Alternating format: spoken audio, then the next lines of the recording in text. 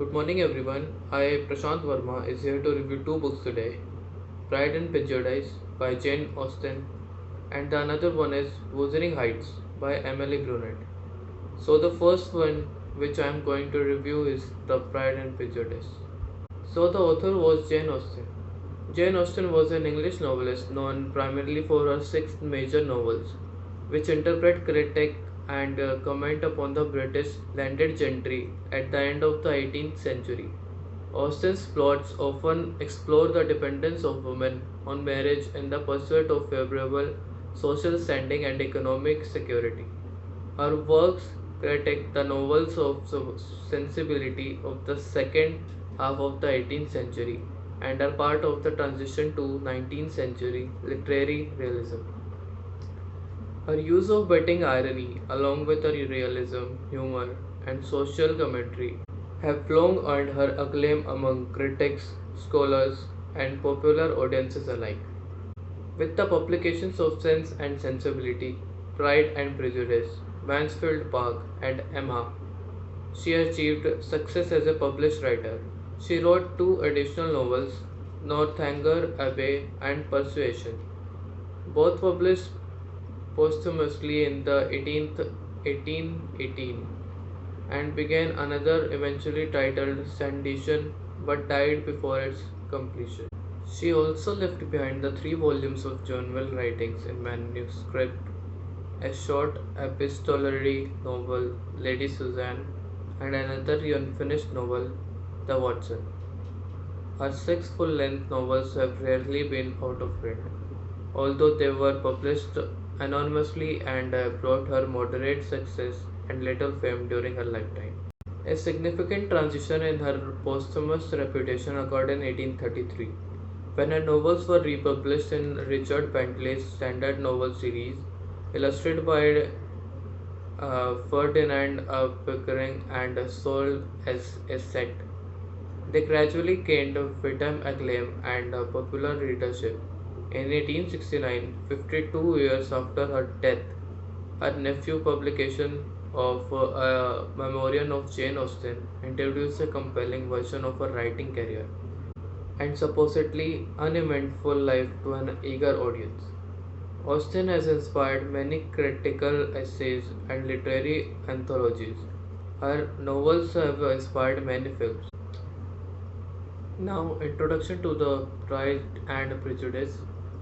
It is a romantic novel of manners written by Jane Austen in 1813. The novel follows the character developed by Elizabeth Bennet, the dynamic protagonist of the book who learns about the repercussion of hasty judgment and comes to appreciate the difference between superficial goodness and actual goodness. Its humor lies in its honest depiction of manners, education, marriage, and money during the Regency era in Great Britain. Mr. Bennet of Longbourn Estates has five daughters, but his property is entailed and can only be passed to a male heir. His wife also lacks an inheritance, so his family will be destitute upon his death. Thus, it is imperative that at least one of the girls marries well to support the others, which is a motivation that drives the plot. The novel revolves around the importance of marrying for love, not for money or social prestige. Pride and Prejudice has consistently appeared near the top of list of most loved books among literary scholars and reading public. It has become one of the most novels in English literature with over 20 million copies sold and his and has inspired many derivatives in modern literature. For more than a century, dramatic adaptations, reprints, unofficial sequels, films, and TV versions of Pride and Prejudice have portrayed and memorable characters and themes of the novel, reaching mass audiences. The 2005 film Pride and Prejudice is the most recent film in adaptation that closely represents the book.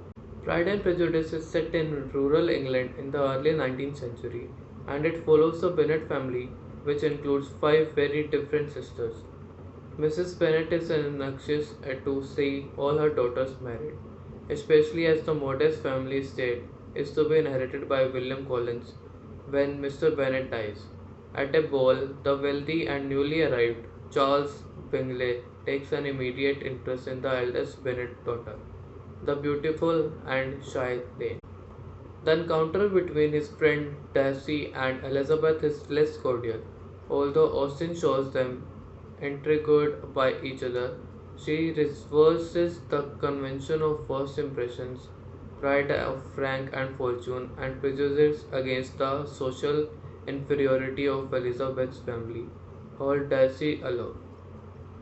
While Elizabeth is equally fired both by the pride and self-respect and by prejudice against Darcy snobbery. The pompous Collins subsequently arrives, hoping to marry one of the Bennet's sisters. Elizabeth, however, refuses his offer of marriage, and he instead becomes engaged to her friend Charlotte Lucas.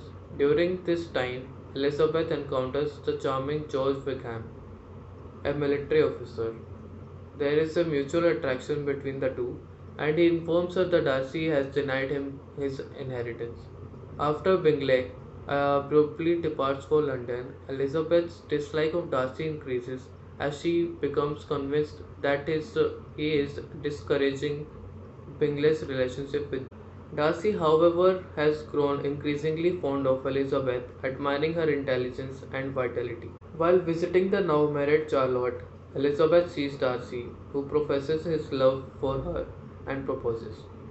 A surprised Elizabeth refuses his offer, and when Darcy demands an explanation, she accuses him to breaking up Jane and Bingley. Darcy subsequently writes Elizabeth a letter in which he explains that he separated the couple largely because he did not believe Jane returned Billing's affection. He also discloses that Wickham, after squandering his inheritance, tried to marry Darcy's then 15-year-old sister is an attempt to gain possession of her fortune. With these revelations, Elizabeth begins to see Darcy in a new light. Now it's turn for the second novel, Wuthering Heights. Its author was Emily Jane Bronte. She was an English novelist and poet who is best known for her only novel, Wuthering Heights, now considered a classic of English literature. She also published one of book poetry with her sister Charlotte and entitled Poems by Currer, Alice and Acton Bell, with her own poems finding regard as poetic genius. Emily was the third eldest of the four surviving Bronte siblings, between the youngest Annie and her brother Bronwell. She published under the pen name Alice Bell. Wuthering Heights is a novel by Emily Bronte, published in 1847 under her pseudonym Alice Bell. Bronte's only finished novel, it was written between October 1845 and June 1846. Wuthering Heights and Anne Bronte Agnes Grey were accepted by publisher Thomas Newby before the success of their sister Charlotte's novel, Jane Eyre. After Emily's death, Charlotte edited the manuscript of Wuthering Heights and arranged for the edited version to be published as a posthumous second edition in 1850. Although Wuthering Heights is now a classic of English literature, contemporaneous reviews were deeply polarized. It was controversial because of its unusually stark depiction of mental and physical cruelty, and it challenged the strict Victorian ideas regarding religious hypocrisy, morality, social classes, and gender inequality. Wuthering Heights opens the Lockwood, a tenant of Heathcliff's, visiting the home of his landlord. A subsequent visit to Wuthering Heights yields an accident and a curious supernatural encounter, which pique Lockwood's curiosity back at Thrushcross Grange and recuperating from his illness. Lockwood begs Nellie Dean, a servant who grew up in Wuthering Heights and now cares for Thrushcross Grange, to tell him of the history of Heathcliff. Nellie narrates the main plot line of Wuthering Heights. Mr. Earnshaw, a Yorkshire farmer and owner of Wuthering Heights, brings home an orphan from Liverpool. The boy is named Heathcliff and is raised with Earnshaw's children, Hindley and Catherine. Catherine loves Heathcliff, but Hindley hates him because Heathcliff has replaced Hindley in Mr. Earnshaw's affection. After Mr. Anshaw's death, Hindley does what he can to destroy Heathcliff. But Catherine and Heathcliff grow up playing quietly on the moors, oblivious of anything or anyone else until they encounter the Lintons. Edgar and Isabella Linton live at Trustro's Grange and are the complete opposites of Heathcliff and Catherine. The Lintons welcome Catherine into their home but shun Heathcliff, treated as an outsider once again. Heathcliff begins to think about revenge. Catherine at first splits her time between Heathcliff and Edgar, but soon she spends more time with Edgar, which makes Heathcliff jealous. When Heathcliff overhears Catherine tell Nellie that she can never marry him, he leaves Wuthering Heights and is gone for 3 years. While he is gone, Catherine continues to court and ends up marrying Edgar. Their happiness is short lived because they are from two different worlds, and their relationship is strained further when Heathcliff returns. Relationships are complicated even more as Heathcliff ends up living with his enemy, Hindley at Wuthering Heights, and marries Isabella, Edgar's sister. Soon after Heathcliff's marriage, Catherine gives birth to Edgar's daughter, Cathy, and dies. Heathcliff vows revenge and does not care who he hurts while executing it. He desires to gain control of Wuthering Heights and Trustro's Grange and to destroy everything Edgar Linton holds dear. In order to exact his revenge, Heathcliff must wait 17 years. Finally, he forces Cathy to marry his son.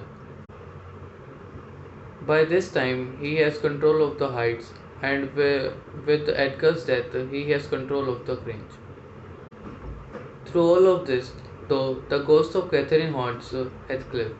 What he truly desires more than anything else is to be reunited with his soulmate. At the end of the novel, Heathcliff and Catherine are united in death, and Hareton and Cathy are going to be united in marriage. I have been meaning to read this book since forever. Wuthering Heights may not be the first Gothic novel, but it's definitely one of the most famous. From what I knew of the book, I always assumed that I would like it a lot, and so you will.